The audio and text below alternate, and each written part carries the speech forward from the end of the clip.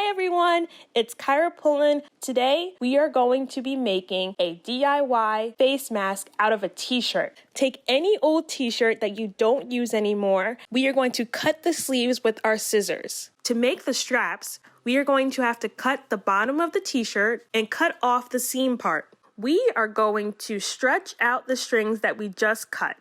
Once the strings are stretched, you are going to slide the strings through the opening of the sleeve. After that, you're going to take the two top strings and tie them tight.